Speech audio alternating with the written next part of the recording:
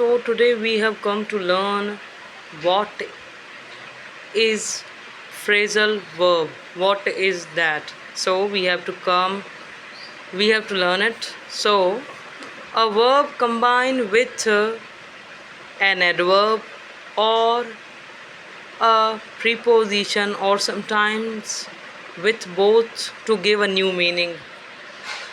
So we don't have any idea what is adverb, so I'm telling you that because I don't know either you people know or not, but it is a good thing that I must tell you.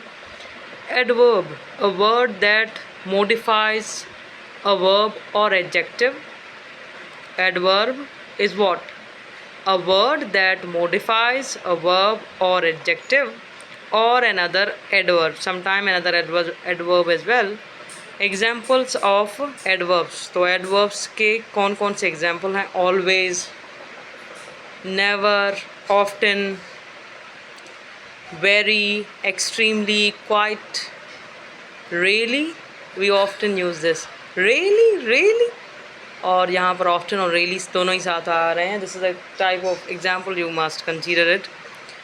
Well, badly, these all are adverbs. So phrasal verb क्या हैं? A verb combine with an adverb और preposition. तो adverb हमने पढ़ लिया कि क्या हैं, वो जो modify करे verb को या adjective को. उसके बाद हम आ जाते हैं कि preposition क्या हैं. Preposition, word used before noun or pronoun. Pre means पहले, position means position. तो फिर it is not like first position but it is like word जो नाउन या नाउन या प्रोनाउन के पहले आए. अब यहाँ पर एक दूसरा मसला आ गया. नाउन तो हमें बताएं कि क्या है, नाम है, मगर हमारी सारी ज़िंदगी अंग्रेज़ों की लैंग्वेज समझने में चली गई कि प्रोनाउन क्या है. प्रोनाउन जैसे कि हम पाकिस्तान के लिए एक ऐसे लिख रहे हैं, तो Pakistan country is that, Pakistan country is this, whatsoever जो भी हम लिख रहे हैं पाकिस्तान पाकिस्तान पाकिस्तान, तो सारे ऐसे में तो हम पाकिस्तान वर्ड मेंशन नहीं करेंगे क्योंकि पाकिस्तान एक नाम है, नाउन है. तो किसी जगह हम पाकिस्तान की जगह पर क्या लगाएंगे? शी. तो अब ये शी क्यों लग रहा है पाकिस्तान की जगह पर? ये तो you should ask from any native speaker, और वो जिन्होंने इंग्लिश बनाई थी.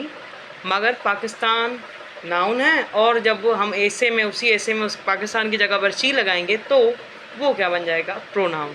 तो होप सो आपको प्रीपोजिशन समझ आ गया कि वर्ड जो नाउन या प्रोनाउन के पहले यूज़ होता है. जैसे कि प्रोनाउन ही, शीट हैं, और प्रीपोजिशन के एग्जांपल्स क्या हैं? इन, एट, ऑन. तो अब हम आ जाते हैं हमारे पेरेंट पर, जिससे हमने ये दोनों निकाले और दोनों पढ़ने की कोशिश की.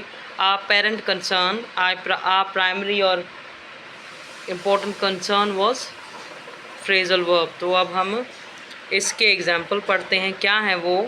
Carry on, go up, put on, bring out, go on, work out, take of.